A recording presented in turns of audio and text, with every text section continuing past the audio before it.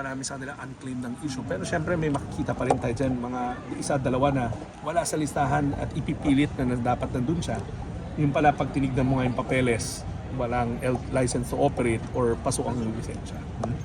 So, reaction lang sir dun sa statement ni Mr. Balbuena ng yung sa Manibela kagabi dun sa late night show ni Ma'am Cecily Drilon. Nabanggit niya na nagko-concentrate lang daw po kayo sa TNVS and sa riders. Pero napag-iwanan niyo daw po yung mga jeepney driver. Anong reaction I niyo sir? think he has to check his facts. Kasi sa Metro Manila, 22,000 na jeepney drivers na ang aming nabigyan ng tulong pinansyal.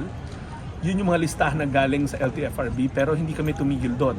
Ang sinabi nga namin, dahil may mga nawawala sa listahan, last week, bago nag-Holy Week, sinuyod ng LTFRB at ng DSWD lahat ng lokal na pamahalaan sa Metro Manila, inisa-isa yung mga Jeepney Operators and Drivers Association para mahanap pa yung mga drivers na nawawala.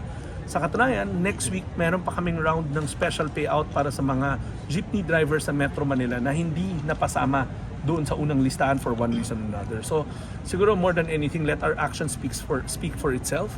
Siguro iniimbitahan ko na lang siya na pumunta sa payout schedule ng mga jeepney driver para makita niya mismo. Makita niya mismo na wala tayong super or driver na iniwanan. Saluhin.